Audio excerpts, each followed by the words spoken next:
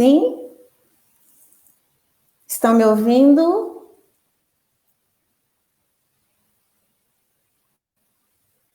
Evelyn?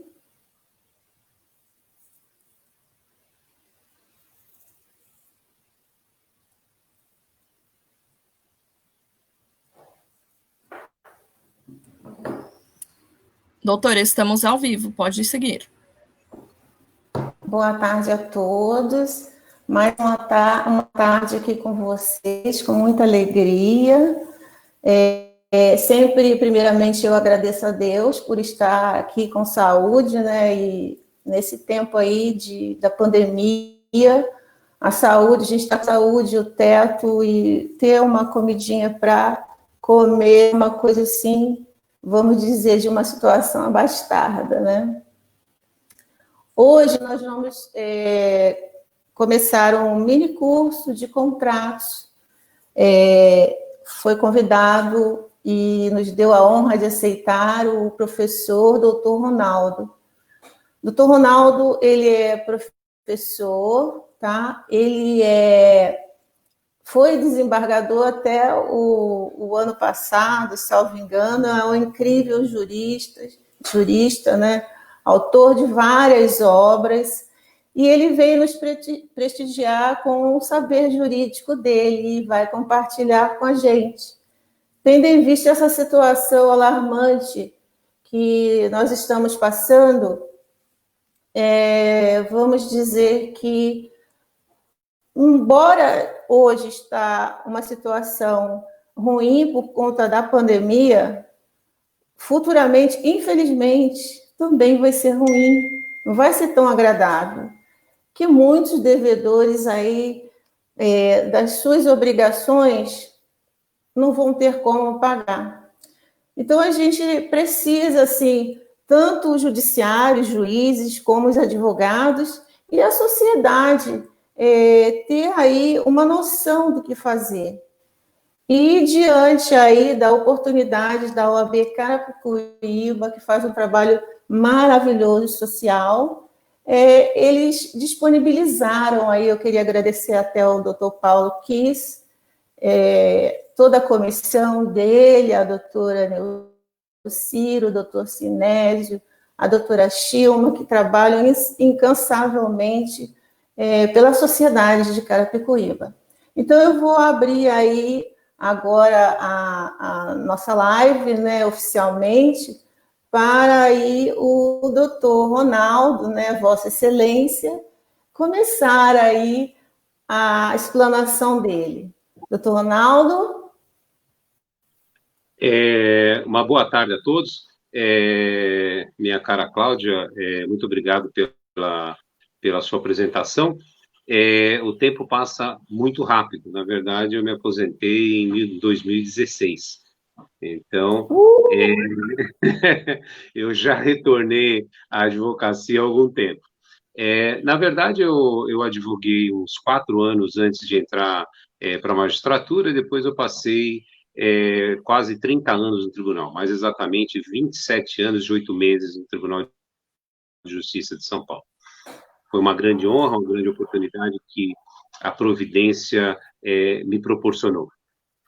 E além de ter me proporcionado a alegria, a satisfação e a honra de ter pertencido ao maior Tribunal de Justiça desse país, de ter exercido a judicatura plenamente até o mais alto posto que um magistrado paulista pode conseguir dentro da corte, eu fiz a minha carreira e acho que eu só tenho a agradecer tanto ao Poder do Judiciário, ao Tribunal de Justiça de São Paulo, e principalmente a graça divina que me proporcionou isso, com certeza.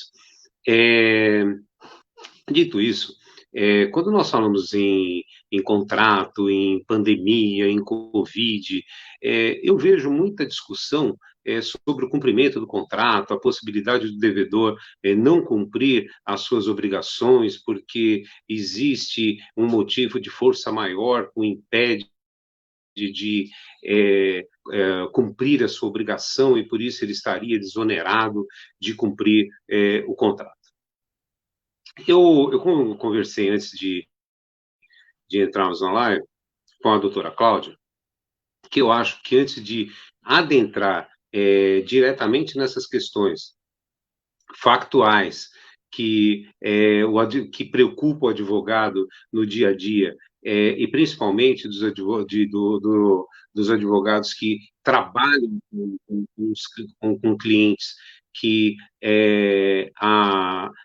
foram muito afetados economicamente por essa pandemia, eu acho que antes disso nós precisamos rever alguns contratos básicos de direito contratual que, infelizmente, o exercício da profissão acaba nos atropelando e não permite que nós voltemos aos conceitos básicos, né? E por isso, muitas vezes, a gente fica numa discussão direta do cumpre e não cumpre, e não nos atentamos ao que efetivamente nós temos de conceitual que serve de base para o contrato.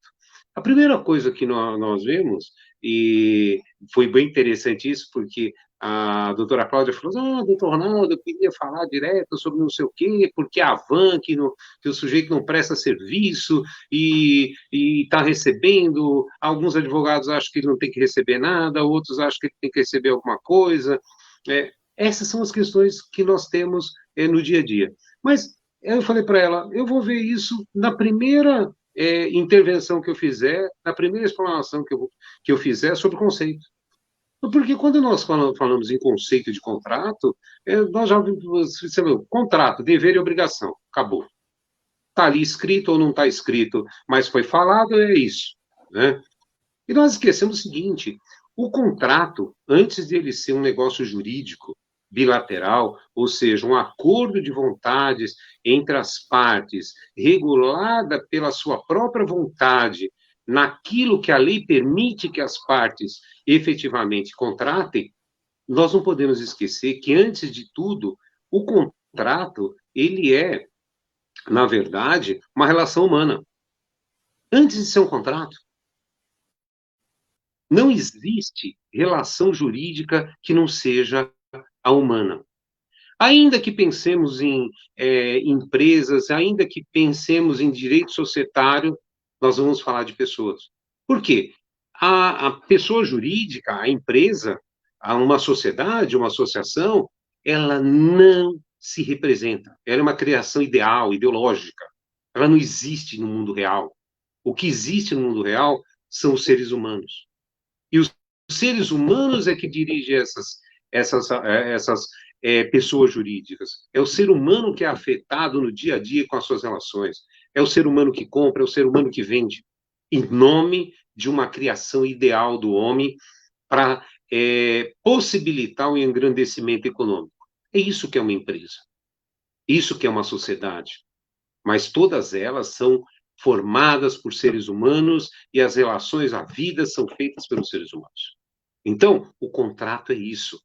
O contrato, na verdade, é uma relação jurídica humana, ou seja, uma relação entre seres humanos regulada pelo direito. E no caso do contrato, quem faz o direito é a própria parte, ou as próprias partes fazem a lei do contrato. Por isso que o dito antigo é o contrato faz lei entre as partes. E ele faz lei entre as partes porque, efetivamente, as partes a isso se obrigaram. Criaram uma lei própria. Bom, mas isso é básico, fundamental? Sim, é básico, fundamental. Mas há uma tendência dos advogados, do intérprete do contrato, em ver o contrato como um instrumento de, eu diria, de superposição de vontade de uma parte sobre a outra. Ou seja, o contrato é uma regra que as partes criaram, onde cada qual delas quer um benefício em seu próprio favor. Mas, se nós formos pensar bem, o contrato não é só isso. O contrato, na verdade, ele é uma manifestação de vontade convergente para a criação do contrato, mas, ao mesmo tempo, cada um tem o seu próprio interesse. Então, se nós formos pegar o contrato mais básico que nós temos hoje, que é o contrato de compra e venda, o vendedor tem o interesse de se desfazer de uma coisa, de um objeto. E o comprador tem o interesse de adquirir esse objeto. O interesse deles é conflitante. Um quer o objeto, o outro quer o dinheiro. Se for um contrato de troca, que é o contrato mais antigo, efetivamente, do mundo, um quer um bem do outro e o outro quer o bem do outro. Ou seja, os interesses são opostos. Internamente, intrinsecamente no contrato, cada qual tem o seu interesse próprio, mas há um interesse comum. Qual é esse interesse comum? A realização do negócio jurídico, a realização do contrato. E eu costumo dizer o seguinte: não há papel que cumpra contrato. Não há nenhuma força que faça alguém cumprir um contrato, a não ser a sua própria vontade. Então, quando alguém contrata um contrato de compra e venda e se obriga a pagar em 30 dias, se ele não pagar, não há quem faça ele pagar. Se ele se comprometeu a comprar e depois não comprar, não há quem faça ele comprar. O máximo que o Poder Judiciário vai dar àquela parte que é inocente no contrato é um substitutivo, ou seja, uma indenização por perdas e danos. Mas o contrato cumprido ele não vai ter. Salvo alguns casos em que é possível ao juiz substituir a vontade da parte contratante, por exemplo, no contrato de compromisso de compra e venda de bem imóvel, onde o juiz pode emitir uma ordem de adjudicar o bem ao compromissário comprador. Mas quando isso não é possível, não há quem faça uma parte cumprir o contrato. E não foi ela que cumpriu o contrato. Quem cumpriu o contrato por ela foi o juiz. Então, aonde está a força do contrato? A força do contrato está nas próprias partes. Por quê? O contrato é uma relação de colaboração. Ou seja feito, e cada parte tenha satisfeito o seu interesse próprio, aquilo que ele se propôs a ter naquele contrato, aquilo que ele se pôs a dar naquele contrato, aquilo que ele se propôs a cumprir efetivamente em termos de obrigação. Então, se não houver uma relação de colaboração entre as partes, efetivamente o que nós vamos ter é um negócio jurídico fadado ao insucesso. Então, por que eu digo que é uma relação de colaboração? Em 99% dos contratos, as pessoas querem cumprir o contrato. Então, hoje, por exemplo, eu vejo algo que eu sofro aqui na minha casa, por exemplo. Eu pago, efetivamente, academia de ginástica, que há 3 meses ninguém pode ir na academia. Veja, a rigor, eu poderia parar de pagar. Eu não estou recebendo o serviço. Mas que colaboração que eu estaria dando a isso? Que colaboração é essa? Então, eu liguei para o dono de uma das academias, conversei com ele, falou: Ronaldo, vamos fazer o seguinte, você continua pagando, e no final, quando tudo isso terminar, eu te dou o tempo que não foi feito, que nós não tivemos contrato. Está perfeito? Porque senão eu vou quebrar, eu vou à falência, se todo mundo parar de me pagar. Então, isso é uma colaboração. Eu já não ia ter que gastar? Já. Eu ia ter que gastar. A diferença é que eu não estou tendo o serviço, eu vou ter o serviço mais tarde, porque eu já paguei. Então, se não existia essa colaboração, e não é só em tempos de Covid, não é só em tempos de excepcionalidade que nós temos que ter uma noção de colaboração. Então, por isso que eu sou muito contra colocar multas contratuais absurdas, né, para caso a parte descumpra o contrato, ela seja obrigada a cumprir o contrato. Por quê? Em geral, o que a gente vai ter, e nós fomentamos isso quando colocamos uma multa contratual muito alta, é obrigar a parte a cumprir o contrato de qualquer jeito, que vai me dar muito mais problema. Experimentem pegar um marceneiro e colocar lá que ele vai pagar de multa 90% do valor do contrato. Um contrato de 100 mil reais, ele vai pagar 90 mil de multa se ele não entregar os móveis contratados no dia correto. Sabe o que vai acontecer? Ele vai te entregar o móvel. vai faltar, a fábrica vai quebrar, a madeira vai ser de péssima qualidade, o serviço vai ser, ele vai te entregar. E aí vai começar todo o problema. Não é isso que nós contratamos, não foi. Teria sido muito mais simples se, olha, eu não vou conseguir entregar no prazo, vamos ajustar essa multa aí, você me libera da multa, me dá mais algum prazo para terminar o móvel, ou os móveis. Então, esse espírito de colaboração é que tem que existir, né? E desse princípio de colaboração na realização dos contratos, e mesmo na sua finalização, porque para finalizar um contrato, para efetivar um distrato, também nós temos que ter em vista esse princípio de colaboração. Princípio não, na verdade, é algo que não se vê nos contratos e que deveria se ver. Eu acho que nós temos muito viva aquela, ou aquela não, a cultura americana do contrato, onde eles estabelecem uma série de obrigações rígidas, 80 páginas de obrigações, né? Uma multa absurda, uma penalidade desproporcional para que o contrato seja cumprido, e aquele que não cumpriu vai arcar com a penalidade. Ou seja, só contrata quem pode contratar e da maneira que pode contratar. E a vida não é assim. Né? A vida não é assim. Então, eu me lembro de contratos por exemplo, de construção. O construtor não conseguia entregar o imóvel. Por que não conseguia? Choveu, isso não era previsto. Aí a parte que tem direito ao imóvel, ele não entende isso, ele quer porque quer a multa. E aí ficam 4, 5, 6, 10 anos brigando pelo Poder Judiciário por cumprimento de uma obrigação. Quando, na verdade, nenhuma das partes interessa pela multa. O que se interessa é pelo objeto do contrato. Então, por isso é que tem que haver uma relação. Por isso que nós temos que ver o contrato como uma relação de colaboração. Aliás, essa relação de colaboração é tão importante que foi inserida no Código de Processo Civil. Então, hoje, no Código de Processo Civil, as partes são obrigadas a colaborar uma com a outra para a finalização do processo.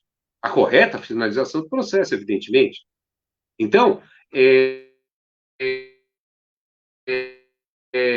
essa ideia de colaboração, ela tem que estar sempre presente. Então, no caso, eu já até adianto a minha posição, no caso específico que a doutora Cláudia colocou, da van, né? Também tem exemplo aqui em casa. Também pago van escolar, ou seja, peru escolar, que não está sendo cumprido o contrato. Ele reduziu, e aí vem a relação de colaboração, ele reduziu o valor, mas continua pagando. Né?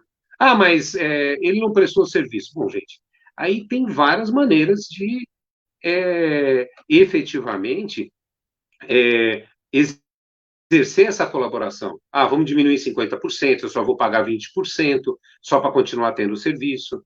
Porque em muitos casos, é evidente que eu entendo que se o cara não quiser pagar, não paga.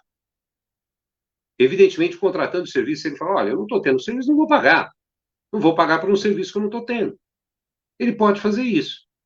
Agora, imagine se essa peru escolar, essa van escolar, for a única que presta serviço. Será que ele vai depois prestar serviço para essa pessoa? Cadê o espírito de colaboração? É evidente que quando nós estamos falando nesses casos, nós estamos indo além de uma relação de colaboração contratual. Aí nós passamos por um outro setor, que é o da solidariedade. Mas, falando juridicamente, eu acho que, efetivamente, o que se tem é que nós vamos ter que,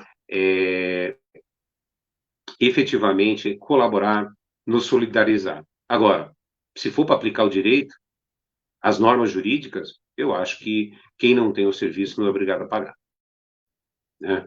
E por quê? Nós estamos falando, quando a gente passa para serviço, é a mesma coisa do restaurante.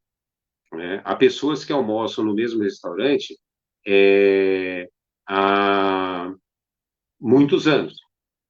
Né? E com a pandemia, o restaurante não presta serviço.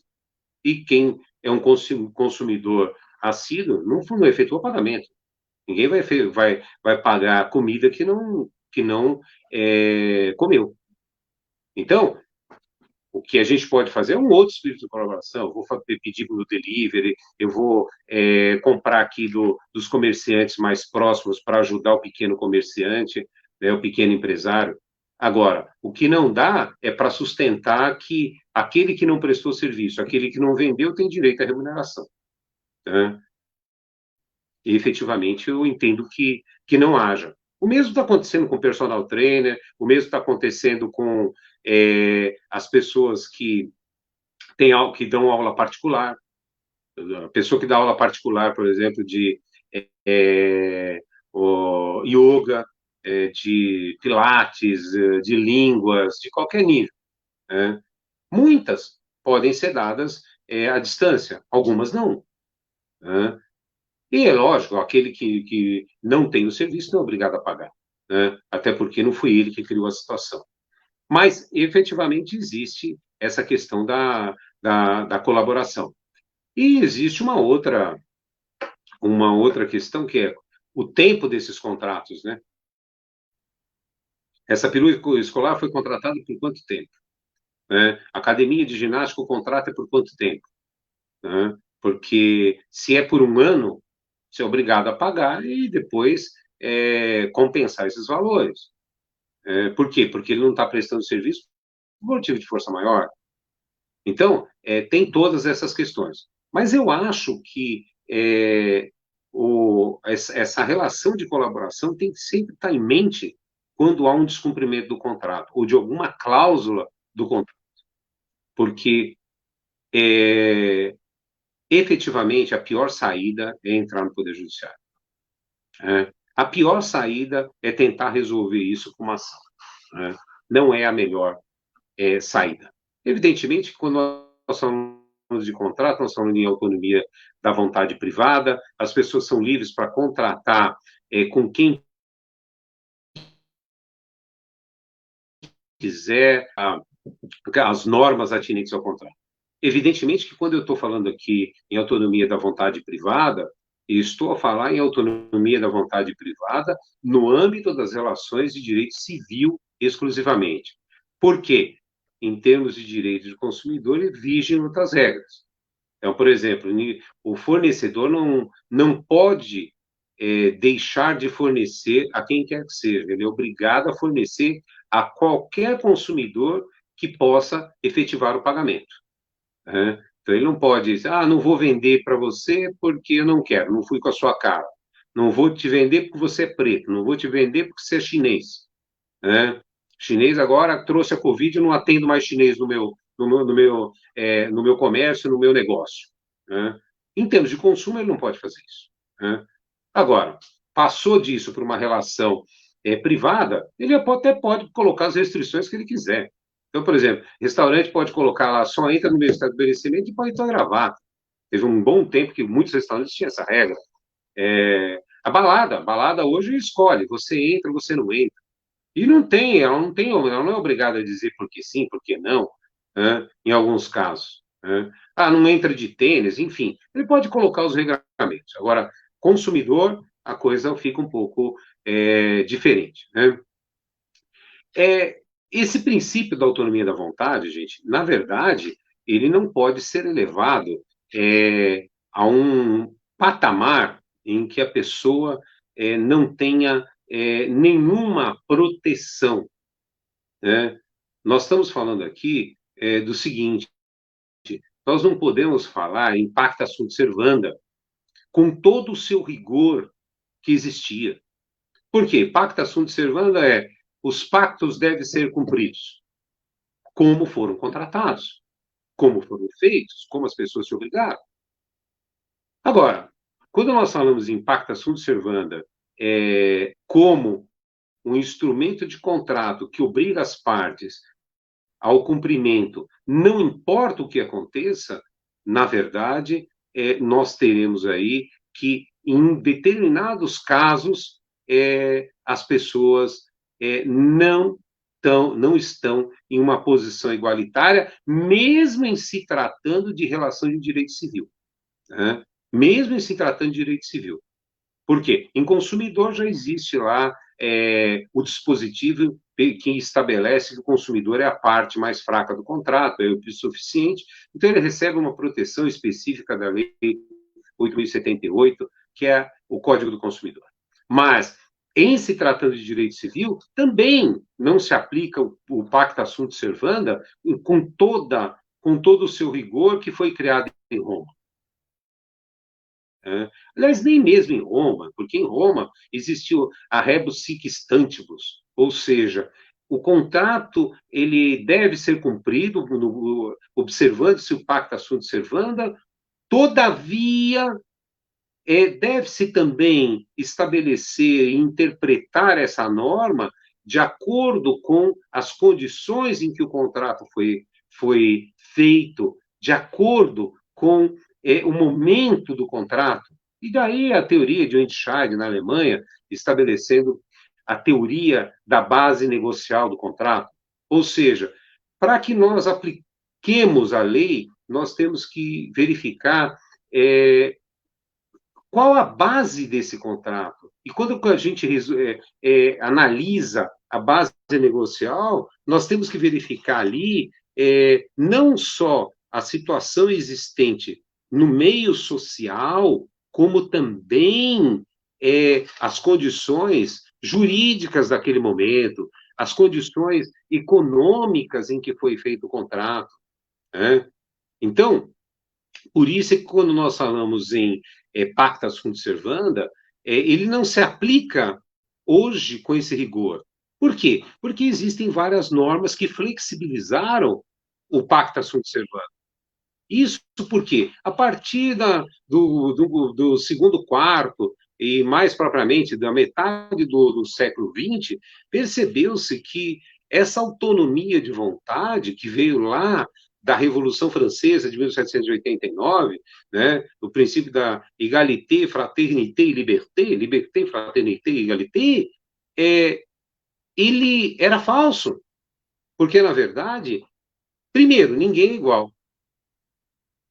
Então, mesmo o princípio constitucional da igualdade, ele deve ser lido aos olhos daquilo, ou pelo menos naquilo que Aristóteles colocou, que igualdade é considerar as desigualdades para se tornar igual. Ou seja, nós não podemos comparar, por exemplo, uma empresa grande como a Volkswagen, por exemplo, com uma pessoa física que contrate com ela. Elas não são iguais. Há uma desproporção econômica e de tecnologia de todos os níveis. A Volkswagen tem departamento de engenharia, ela tem departamento jurídico, ela tem departamento de biotecnologia, eles têm tudo. Então, o particular que contrata com uma empresa dessa, evidentemente que ele vai estar numa posição de desigualdade. Se formos considerar que todos são iguais. Por isso que no direito do trabalho, que foram as primeiras normas, aliás, as primeiras normas foram na verdade, na primeira dimensão dos direitos constitucionais, que foram os direitos sociais, na verdade, ela é extraída a partir da ideia de que, efetivamente, não há igualdade. Então, o trabalhador era um oprimido. Então, ele falecia e deixava a família míngua. Né? Daí, vieram as primeiras leis, né, de previdência social, estabelecendo um seguro obrigatório. Bom, e isso passa para o contrato privado. Efetivamente, não tem como nós verificarmos o princípio, ou aplicarmos esse princípio a ferro e fogo com toda a intensidade com que ele foi criado no direito romano. Por isso, o nosso código estabelece algumas válvulas, digamos assim, que escapam ao princípio da autonomia da vontade. Né? Então, nós temos, por exemplo, a lesão enorme, o estado de perigo, né? A isenção de responsabilidade por caso fortuito ou força maior, né? que são todas limitantes da autonomia da vontade, todas limitantes do princípio do pacta sunt servanda. Né? Então, a Covid, por exemplo, é um grande exemplo disso. Ou seja, quando nós falamos em Covid, nós estamos a falar do que, gente? Se não especificamente de força maior. Né?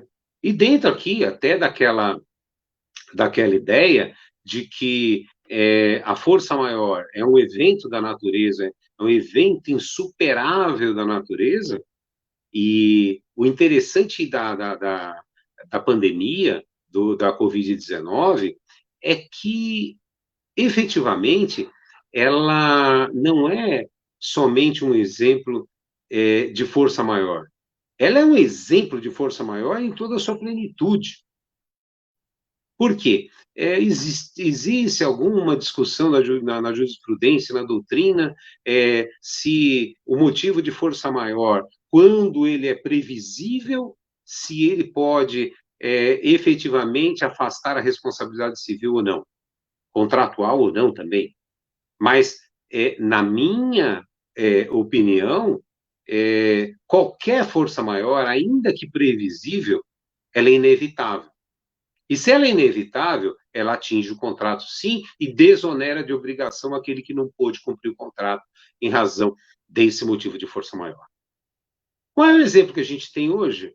É o seguinte, é possível o homem hoje prever um terremoto, mas evitar não.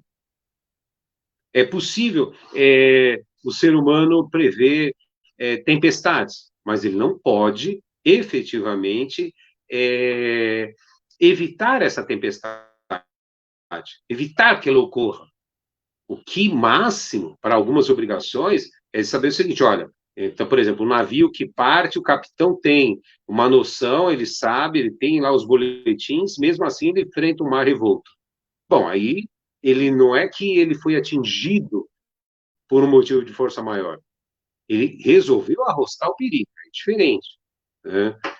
Mas a Covid-19, além de ser imprevisível, ela é inevitável. Né? Então, foi algo que pegou todos de surpresa, e o mundo inteiro foi atingido. Não há nem quem tenha escapado a isso. Né? Pelo menos nos grandes centros urbanos, todos sofreram com a Covid. E é uma pandemia que era absolutamente imprevisível. Então, por exemplo, não se pode dizer que H1N1 não seja previsível, porque ela ocorre todo ano, tanto que existe vacina. Né? Agora, Covid-19 não. Ninguém esperava por essa. Né? Então, esse é o exemplo máximo de força maior. É um evento da natureza e absolutamente inevitável e imprevisível. Então, não se tem dúvida que é um evento que afeta as relações jurídicas, mormente as contratuais, e, portanto, afetam também todas as relações humanas. Né? Hoje nós não nos relacionamos como nos relacionávamos anteriormente. E, se bem que, de um outro lado, algo que eu falava nas minhas aulas de direito eletrônico, no mestrado, é que não importa, e eu falava isso lá antes de 2000, eu dizia o seguinte, o meio, por mais que ele seja eletrônico, todos os efeitos da relação jurídica, da relação humana mantida por meio eletrônica, é na vida pessoal de cada um. E o maior exemplo está aqui hoje, nós conseguimos trabalhar, nós conseguimos nos divertir, tudo por meio eletrônico. Né? Por quê? Porque os impactos são na nossa vida. Né? Bom, princípio da relatividade, né? O contrato somente afeta os interesses das partes contratantes. Durante muitos anos, durante muito tempo, isso vigiu. Hoje nós sabemos que os contratos afetam, sim, terceiros, mesmo que estabelecidos entre duas partes. E nós não temos dúvida, por exemplo, que as relações mantidas entre uma administração de shopping center e as lojas afetam o consumidor. Afeta bastante, né? Horário de abertura, horário de fechamento, publicidade, preço dos produtos, preço dos serviços, né? Quanto tempo vai ficar aberto, quanto tempo vai ficar fechado, tudo isso são normas impostas em contratos de locação em geral, que afeta todos os consumidores, afetam terceiros, né? Hoje, quando nós falamos em efeitos, em princípio da relatividade, ou seja, só lembrando que princípio da relatividade quer dizer que o contrato só produz efeito relativamente às partes que o celebraram. Essa é a ideia. Todavia, o que nós temos hoje é que os contratos eles são feitos em redes, né? Os serviços são prestados por terceirizados. A lei hoje autoriza, inclusive, a terceirização do objeto fim da atividade empresarial. Então, na verdade, diante dessa rede, nós temos que ver que os contratos, efetivamente, eles podem afetar terceiros. Então, o princípio da relatividade, como concebido no direito romano, também não se aplica hoje, né? Então, as pessoas podem ser efetivamente afetadas. E quando eu digo que elas podem ser afetadas, eu estou querendo dizer que elas também têm o direito de ação, se o seu direito efetivamente for violado. Bom, como é que se flexibiliza essa pacta sunt servanda efetivamente no Código Civil? No Código Civil nós temos lá dois princípios que são basilares, são cláusulas gerais que têm que existir em todo contrato, ainda que não seja explícito, que é a finalidade social do contrato e o princípio da boa-fé e probidade, né? Finalidade social do contrato é difícil de estabelecer, né? A doutrina, em geral, tenta trazer para o campo da finalidade social do contrato a finalidade social da propriedade estabelecida na Constituição Federal, que toda propriedade terá uma finalidade social. Só que no campo da propriedade é fácil de estabelecer isso, né? Por quê? Por exemplo, se a propriedade não está sendo utilizada, não está tendo uma finalidade social, pode-se ajustar isso, né? Uso capião, desapropriação, estabelecimento de repartição rural, programas para estabelecer a propriedade no campo, né? Agora, no direito civil, nos contratos, fica mais complicado. Eu gosto da ideia do Enzo Roupo. Enzo Roupo é um italiano que, até com base no artigo 1321 do Código Civil italiano, que estabelece que o contrato tem que ter uma finalidade patrimonial, tem que ter um envolvimento patrimonial, e eu confesso que eu acho que isso existe no nosso direito também, porque raramente nós vamos ver exemplos de contratos que não têm finalidade econômica. E nem pensem na doação, porque esse é o exemplo que sempre vem à cabeça, mas não esqueçam que existe um valor o bem, né? Então, se ele tem um valor econômico, então nós temos economicidade, nós temos um fim patrimonial, né? Então, é difícil encontrar um contrato que não tenha finalidade ou fim patrimonial.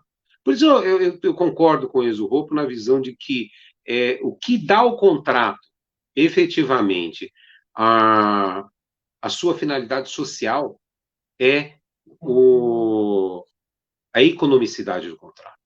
Ou seja, é o valor econômico estabelecido na relação jurídica. Essa é a finalidade social do contrato. É fazer gerar riqueza. Também não vão dar o exemplo de casamento, né? Várias vezes eu vejo aluno falar, professor, um exemplo de contrato que não tem patrimonialidade é o casamento. Não tem mesmo? Gente, a primeira coisa, um dos requisitos que a gente tem no casamento é estabelecer qual é qual é o regime de bens da separação parcial, união dos aquestos, né? Então, existe, efetivamente. E tentem se separar que vocês vão descobrir exatamente qual é a patrimonialidade do contrato, né? Então, quando nós falamos em finalidade social do contrato, eu me filio à filosofia, aliás, ao pensamento de Enzo Hope, é o italiano, Il Contratto, onde ele estabelece lá no artigo 1321, com base no artigo 1321, que a finalidade social do contrato seria a sua economicidade. Muito bem.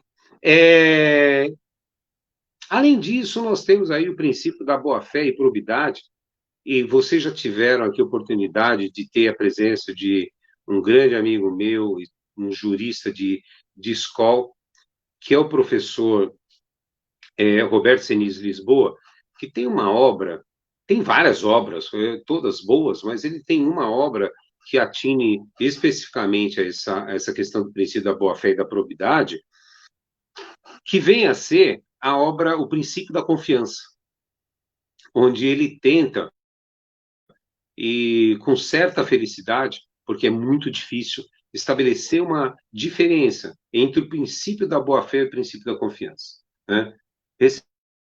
Recentemente, eu proferi um parecer em que era um contrato bem complicado, onde, efetivamente, não se observou nem o princípio da boa-fé e nem o princípio da confiança, né? Esse era um contrato de corretagem muito bem feito, porque havia um encadeamento e a parte acabou tendo sucesso nesse parecer, né? Com base no parecer e citado explicitamente, a tese foi acolhida tanto em primeiro grau quanto em segundo grau, e toda a discussão era boa-fé e confiança.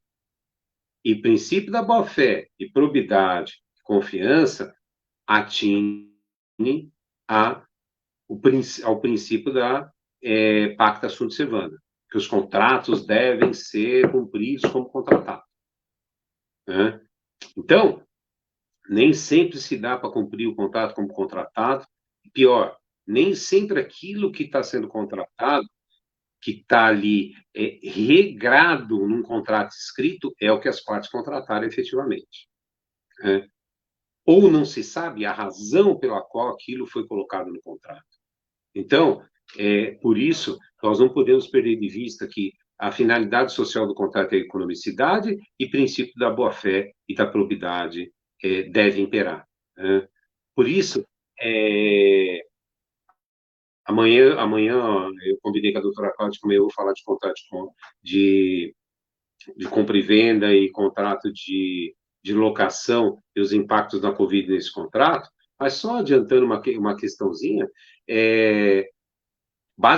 fundado nesse, por isso que eu quis fazer esse review todo, fundado no princípio da boa-fé e da confiança, não se pode admitir que todas as pessoas que têm contrato de locação não efetuam o pagamento da locação, alegando Covid.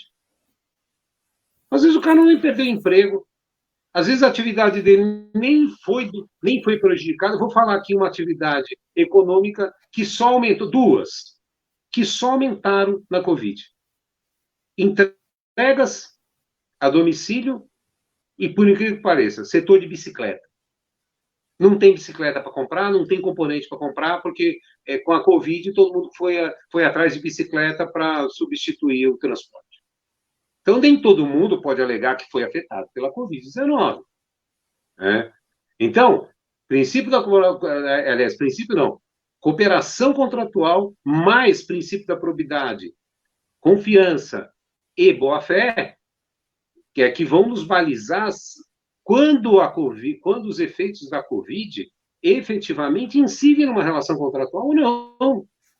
E em que medida ela vai incidir?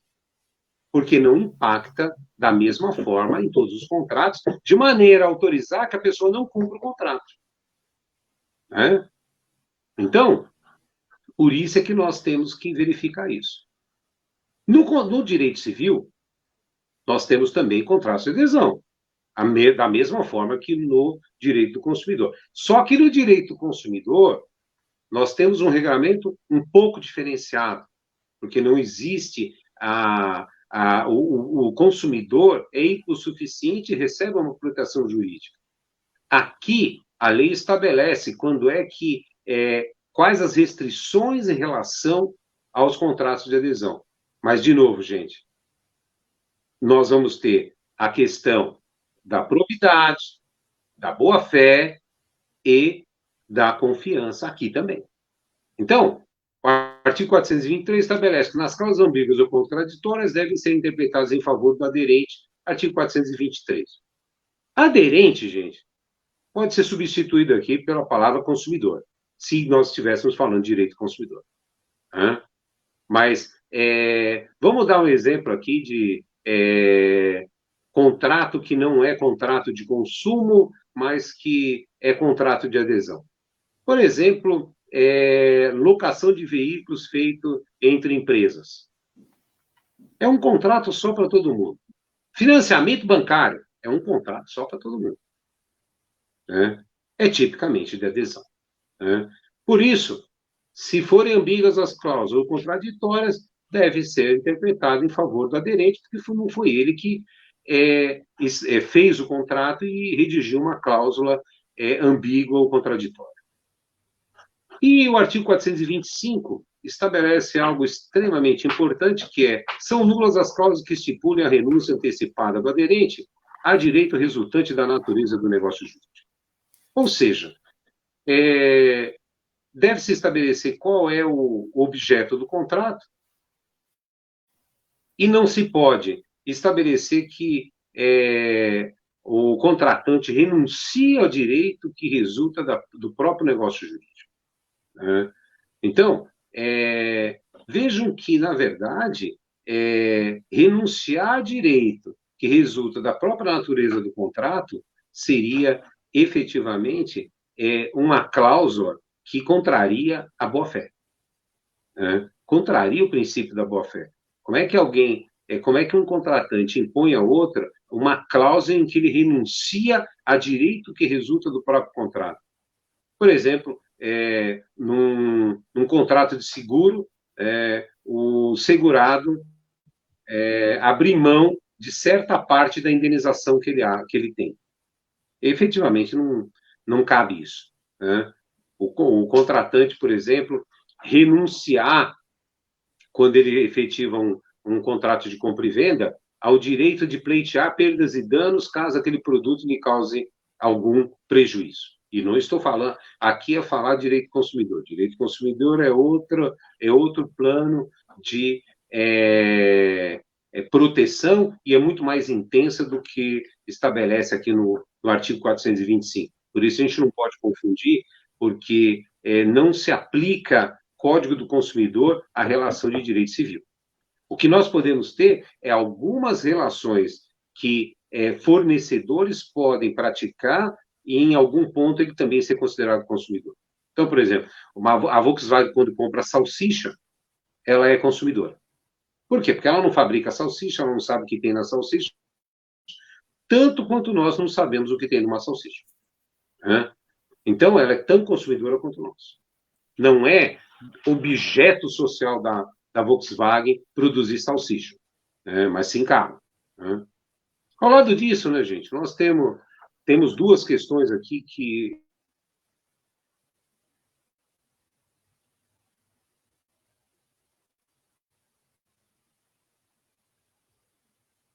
Deu uma falhada aí. Doutor Ronaldo? Que aqui...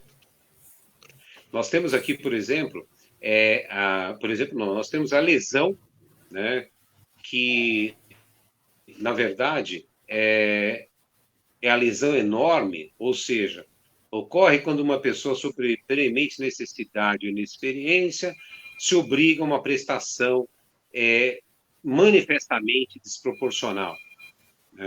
Ou seja, aqui o que o Código estabelece é a lesão enorme. Por quê? alguém perder alguma coisa no contrato, é possível considerar como correto. Então, por exemplo, porque o valor em si depende do que o contratante impõe. Então, por exemplo, alguém que compre um veículo antigo, não tem valor, efetivamente. O valor vale por aquilo que o estado do veículo tem e o que ele causa de sensação e emoção na pessoa. Né? Então, eu vejo gente pagando 100 mil, 150 mil no Maverick. Não vale, mas tem gente que paga. Né? Não é isso que constitui lesão enorme. Constitui lesão enorme numa situação normal, a pessoa se obrigar a uma obrigação extremamente desvantajosa, desproporcional, em razão da sua inexperiência. Né? Eu tenho um caso no escritório que, infelizmente, está no estado do Rio de Janeiro, e eu digo que infelizmente, porque aquilo não anda. Né? A gente reclama do Poder Judiciário paulista, quem reclama é que não conhece. Bom, eu tenho um cliente lá que, inexperiente, não sabia nada de negócio, comprou uma loja de sushi, né, um restaurante de sushi, e vendeu esse restaurante depois, porque ele é incapaz de tocar um negócio, vendeu. E aderiu lá ao contrato que apresentaram para ele. Há tantas, o comprador falou assim, não, você tem que me pagar mais tanto, porque tem um prejuízo aqui que seria da sua conta. Por quê? Porque agora estão querendo fechar o restaurante porque não tinha autorização para funcionar. Bom, mas peraí, quando você comprou, você sabia disso. Né? Conclusão, esse meu cliente concordou e pagou 100 mil reais para o sujeito, sendo que o valor da venda tinha 150. E o cara ainda queria mais 40. Né? Então, e ele assinou esse contrato. Né? Por quê? Porque ele não sabia, ele não tinha a mínima experiência negocial. Né? E ele só consultou o advogado depois que ele efetivou o pagamento. Aí só ação. Né? Porque e agora a gente não está conseguindo encontrar nenhum sujeito para citar como é comum acontecer com o estelionatário. Né? Mas, enfim, aqui a questão toda é a inexperiência e a obrigação manifestamente desproporcional. O código estabelece aqui o seguinte: caso concorde a parte em suplementar ou reduzir o seu proveito, o negócio é preservado. Né? Não se esqueçam, né, que quando nós falamos em lesão enorme, estado de perigo, que nós vamos ver agora, nós estamos a falar no quê? Em defeito do negócio jurídico, portanto, em anulação do negócio jurídico, e não nulidade. Então, o prazo de decadência ou prescricional aí é diferente. Estado de perigo, está lá no artigo 156. Quando alguém motivado por necessidade de salvar-se ou a pessoa de sua família de grave dano material ou moral, conhecido de outra parte, assume obrigação excessivamente onerosa, manifestamente desproporcional. Aí vocês estão pensando, nossa, o Covid entra aí. Eu vou no hospital, né, meu parente está lá morrendo, eu vou lá no Einstein, pego meu parente no Einstein, na hora de pagar a conta eu falo, não, pelo amor de Deus, isso aqui eu fiz em estado de perigo, vocês se aproveitaram da minha situação, da minha família, e me impuseram um contrato absurdo, eu não vou pagar isso aqui. É nulo isso aqui. Né? Então, vejam, aqui nós precisamos considerar o seguinte: quando nós falamos em estado de necessidade para salvar a pessoa da família, de grave dano, pode ser material ou moral, tem que ser algo que efetivamente a outra parte se beneficie dessa situação para celebrar o contrato. Né? E eu trago a vocês, nessa questão dos hospitais, duas decisões do STJ. Né? É uma pena que eu não estou no computador, se eu não mostraria a tela para vocês, mas num caso, o STJ considerou que efetivamente existiu essa onerosidade excessiva. Por quê? Porque o hospital cobrou fora da tabela dele. O hospital cobrou muito além, porque realmente o parente chegou morrendo e eles apresentaram uma conta que quiseram fora do que eles cobraram normalmente. Então, a STJ entendeu que, nesse caso, se aplica o artigo 156 e é nulo o negócio jurídico. Agora, gente, uma questão que eu coloco para vocês, né, se fosse em mestrado, eu daria aí um tempão para todo mundo pensar, é o seguinte, bom, tudo bem, o negócio foi nulo. Pode reduzir para que seja um valor proporcional?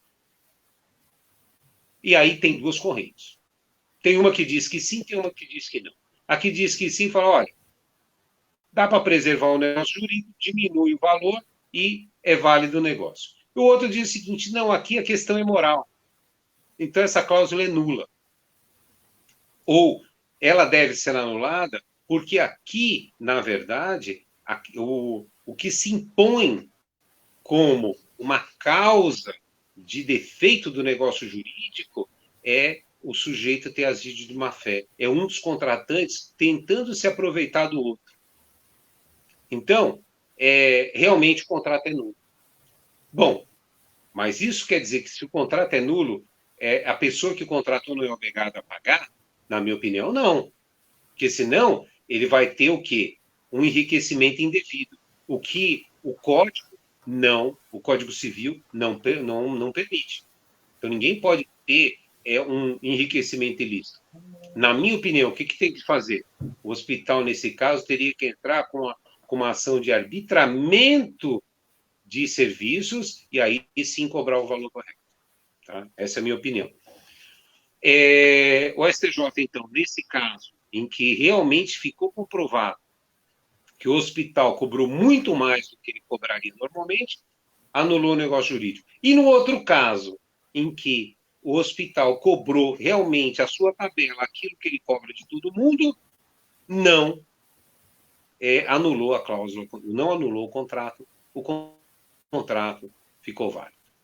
Vejam, tanto no estado de perigo quanto na anulação decorrente de lesão enorme, há má-fé. Por quê? Ninguém de boa-fé, né, percebe que o outro é inexperiente e impõe uma obrigação desproporcional. Ninguém de boa-fé, percebendo que alguém está em estado de perigo, vai se aproveitar. Né? Quando eu dava aula para bacharelado, eu costumava dar um exemplo para ficar bem nítido na mente do aluno o seguinte: imagine que alguém está dirigindo por uma estrada erma, fure 2 pneus e ele consegue chegar numa borracharia. O borracheiro olha e fala assim: olha, infelizmente, olha, para trocar esse pneu é caro, viu? Pneu nessas horas, 2 horas da manhã, eu aqui trabalhando, né? É R$ 8.000. Local ermo, sujeito com a família dele, mulher, filho, né? A mulher já olhando para ele com aquela cara, aí, bananão, como é que você vai se resolver nessa? Legal, né? Sair nessa estrada à noite, falei para sair de dia, você quis sair à noite, né? Vai, bananão, como é que você resolve? Bananão tira o cheque e paga 8.000 por o reparo de 2 pneus. Está evidente que ele fez isso em estado de perigo. Né? Então, esse contrato é nulo. Aliás, a cláusula, esse contrato deve ser anulado. E aí, se o borracheiro quiser receber o valor correto, ele vai ter que entrar com uma ação de arbitramento, ao meu ver. Né? Agora, se vocês me perguntarem, mas não seria mais prático anular e estabelecer o valor? Depende do objeto do contrato, da ação. Né? Porque quem vai entrar na ação vai ser aquele que foi prejudicado. Então, para se fazer isso, aquele que entrou teria que se defender e pedir para fazer para o juiz arbitrar. E aí, ao meu ver, ele só poderia fazer isso se ele confessasse a ação. Então, ele confessa que foi realmente que realmente ele se aproveitou do outro e pede para o juiz estabelecer. Não tem sentido. Ele vai ter que sofrer a anulação do contrato e depois entrar com o pedido de efetiva arbitramento, de efetivo arbitramento. Eu sei que, doutora Cláudia, eu sei que a gente está ultrapassando, mas nós começamos um pouquinho mais tarde, né? Então, eu Não vou está indo muito bem. só Eu só queria fazer duas falar um pouquinho do considerações. seguinte. Nós temos aqui uma situação que é da revisão do contrato. Motivo imprevisível, desproporção manifesta entre o valor da prestação e o momento da execução do contrato, artigo 317 do Código Civil. E aí, o juiz pode reduzir o valor à prestação, ele pode, a outra parte pode evitar a resolução do contrato, oferecendo uma revisão da prestação. E o mais importante, os efeitos da revisão, em qualquer caso, é da data da citação. Tem muita gente que entra com revisão de contrato, entra com pedido para se rever a obrigação, mas ele acha que isso vai valer desde quando ele deixou de cumprir o contrato. Não, é a partir da citação da ação, né? O motivo tem que ser imprevisível, a desproporção tem que ser manifesta. Quando eu falo aqui em manifesta desproporção, eu estou a falar entre o valor da obrigação e aquilo que a parte tem que cumprir, né? Nós tivemos muito caso aí, os advogados que habitam a terra há mais tempo, devem se lembrar da cláusula de leasing, né? Em que houve uma desvalorização enorme do dólar e os contratos foram aumentados em 40%, né? E muita gente entrou Fui com a fazer muita imprevisão, busca e né? apreensão. E tentando rever a prestação, o judiciário, na maioria dos casos, deu ganho de causa aos consumidores, revendo e essa prestação por motivo de imprevisibilidade. Eu, particularmente, tinha uma opinião contrária.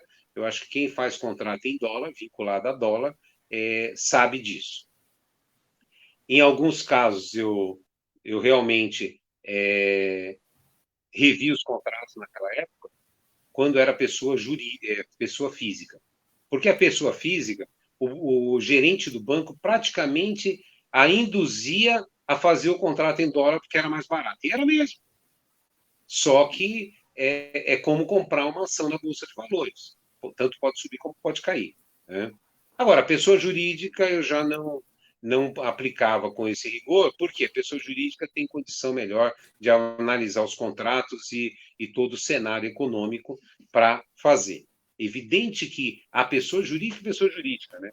Na época que eu julguei isso, não tinha MEI, não existia sociedade individual, né? Não existia Uber, que a pessoa tem uma empresa, né? Empreendedor, né? Então chama o Uber de empreendedor, assim como aquele trabalhador que trabalha nas entregas de Rappi ou qualquer empresa congênere, Log, iFood, né? Ele é um empreendedor. Não, na verdade, ele é um trabalhador na forma de pessoa jurídica, né? Essa que é a realidade. Então, tanto aqui no artigo 317 quanto no artigo 479, nós também teremos aqui a aplicação do artigo da probidade, da lealdade e da boa-fé. Por quê? Esse motivo imprevisível, a desproporção, tem que ser verificada a cada caso concreto. Por isso, como eu adiantei com relação à locação, não são todos os contratos de locação que são afetados. Não são todas as pessoas que são afetadas pela Covid. É um motivo imprevisível? É um motivo imprevisível. Vai deixar em desproporção? Vai. Então, só para exemplificar, não há como um comerciante, um empresário, pagar aluguel cheio mais condomínio cheio para um shopping center, sendo que a loja dele não está fechada e é por motivo imprevisível, de força maior, e que criou essa desproporção. Agora, também não pagar nada e colocar tudo para o shopping, como se ele fosse o culpado, também não é, né? Então, quando nós falamos em Covid como um evento de força maior que efetivamente impactou os contratos, nós podemos ter a extinção desses contratos pela resolução ou pela resilição, seja a resilição unilateral, seja a resilição, desculpem, bilateral. Lembrando aqui que, quando eu falo em resilição, nós estamos a falar em uma das formas de extinção do contrato que todo mundo chama de rescisão, né? Que é errado. Nós temos 3 tipos, bem definidos no Código Civil. Extingue-se o contrato por resolução, quando uma das partes não cumpre o contrato. Por rescisão, quando existe alguma causa de nulidade ou de anulabilidade do contrato. Por quê? Porque ele é anterior, por isso que rescinde, volta. E resilição, né? Quando, e ela pode ser unilateral ou bilateral, ela será unilateral, quando essa resilição, ou seja, quando a extinção do contrato for permitida a uma das partes. Por exemplo, um contrato que permite resilição normal. Qualquer contrato desse de prestação de serviço público, água, energia elétrica, telefone, a pessoa extingue o contrato, o consumidor, quando ele quiser. É um caso de resilição, né? E, de outro lado, nós temos a resilição bilateral, quando as duas partes resolvem extinguir o contrato, e resilição bilateral nada mais é do que o distrato, né? É as partes distratarem aquilo que foi contratado e colocarem fim. A Lei 14.010, de junho de 20, portanto, desse ano, estabeleceu aqui umas regras transitórias para regular emergencialmente os efeitos nas relações jurídicas causadas pela pandemia do coronavírus. E aí nós temos o seguinte: na verdade, com relação aos contratos, nós só temos a incidência da prescrição e da decadência. Por quê? O artigo 3º dessa lei transitória, porque lei transitória, gente, ela só vai vigorar até o dia 20 de março, ou seja, ela tem um período para valer, por isso transitório. Ele estabelece lá a suspensão da aplicação das normas, na verdade, estabelece aqui que os prazos pressionais consideram-se impedidos ou suspensos, conforme o caso, a partir da entrada em vigor desta lei. Esse artigo não se aplica enquanto perdurarem hipóteses específicas de impedimento, suspensão interruptas dos prazos pressionais previstos no ordenamento jurídico nacional. Esse artigo aplica-se à decadência, conforme ressalva previsto no artigo 207. Ou seja, o que a lei estabeleceu aqui é o seguinte: ele prorrogou o prazo de suspensão ou de interrupção da decadência e da prescrição durante o coronavírus, estabelecendo uma data limite até 30 de outubro de 2020. Então, até o dia 30 de outubro de 2020, todos os prazos prescricionais e de decadência estão suspensos ou interrompidos, conforme for o caso, né? E, no mais, essa lei não tem impacto direto nos contratos, né? Então, nós temos que essa lei aqui, tendo-se em vista essa causa, né, de força maior que é o Covid, estabeleceu aqui uma regra da prescrição e da decadência para não coartar o direito de qualquer um de promover a ação, né? É isso, doutora Cláudia, meus senhores, minhas senhoras, que eu tenho a falar hoje sobre os aspectos gerais dos contratos e a pandemia. Amanhã, conforme eu combinei com a doutora Cláudia, nós vamos falar de 2 contratos que sofrem um impacto terrível. Na verdade, é contrato, na maioria dos casos, de consumo, mas eu vou falar, a pedido da doutora Cláudia, nós vamos falar dos contratos de locação e dos contratos de plano de saúde. Doutora Cláudia? Doutor Ronaldo, vocês estão me escutando? Sim? Tá me ouvindo? Não? Eu não estou ouvindo, doutora Cláudia. Evelyn? Pode seguir, doutora. Aqui está saindo normal o áudio. Tá? Então, pessoal, eu queria só fazer um esclarecimento aí que o doutor Ronaldo falou sobre Pacta Sunt Servanda e algumas pessoas que estão assistindo aí a nossa live não estão adeptos, né, aos termos técnicos do direito. O princípio da Pacta Sunt Servanda é do latim e ele quer dizer que o contrato faz lei entre as partes, tá? Então, a partir do momento que a gente assina um contrato, ele faz lei para ambas as partes, tá? Falou também aí do contrato de adesão, que a gente adere ao contrato, né? Então, quando a gente vai comprar alguma coisa, essa situação, na hora da compra, o contrato já está pronto. Então, é uma situação que é um contrato que você aderiu, fez a aderência, aceitou os termos. Não foi aquele contrato que teve a paridade, onde ambas as partes fizeram as suas cláusulas lá, não, eu aceito isso, não, isso está errado, isso está injusto, enfim. Então, o contrato do consumidor, geralmente, é o contrato que adere, tem aderência. Eu chego na loja e não ajudo a fazer as cláusulas, mas sim só assino as vontades que eles impõem para eu comprar ou para fazer alguma coisa.